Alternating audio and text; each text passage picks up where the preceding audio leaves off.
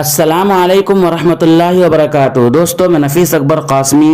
ہر جگہ ہر گھر میں میاں بیوی کے درمیان جھگڑے اور لڑائی کا ہونا ایک عام سی بات ہو گئی ہے۔ بسا اوقات آپس کے جھگڑے اور لڑائی اس حد تک پہنچ جاتی ہے کہ شوہر بیوی کے درمیان طلاق پڑ جاتی ہے، رشتہ دار بچھڑ جاتے ہیں، خاندان کے لوگ ایک دوسرے سے نفرت کرنے لگتے ہیں۔ کیا شریعت نے بیوی پر ہاتھ اٹھانے کا کچھ حق دیا ہے؟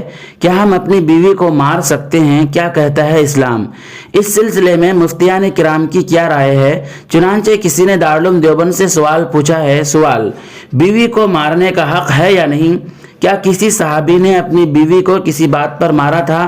دارالعلوم دیوبند نے جواب دیا ہے، بیوی کی طرف سے اگر نافرمانی کا صدور یا اندیشہ ہو تو پہلا درجہ ان کی اصلاح کا یہ ہے کہ نرمی سے ان کو سمجھاؤ۔ اگر وہ محض سمجھانے سے باز نہ آئیں تو دوسرا درجہ یہ ہے کہ ان کا بستر اپنے سے علیحدہ کر دو، اور جو اس شریفانہ سزا و تنبیہ سے بھی متاثر نہ ہو تو پھر بطور اصلاح اس کو معمولی مارنے کی اجازت ہے، جس سے اس کے بدن پر اثر نہ پڑے اور ہڈی ٹوٹنے یا زخم لگنے تک نوبت نہ آئے۔ اور چہرے پر مارنا مطلقاً منع ہے۔ قرآن شریف میں تیسری سزا یعنی مار پیٹ کی اگرچہ بدرجہ مجبوری ایک خاص انداز میں مرد کو اجازت دی گئی ہے، مگر اس کے ساتھ حدیث شریف میں یہ بھی ارشاد ہے وَلَن يَضْرِبَ خِيَارَكُمْ، یعنی اچھے مرد یہ مارنے کی سزا عورتوں کو نہ دیں گے۔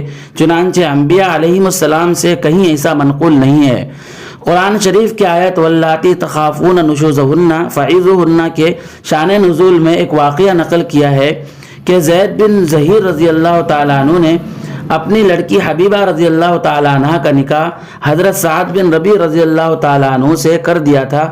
ان کا آپس میں کچھ اختلاف پیش آیا، شوہر نے ایک تماچا مار دیا۔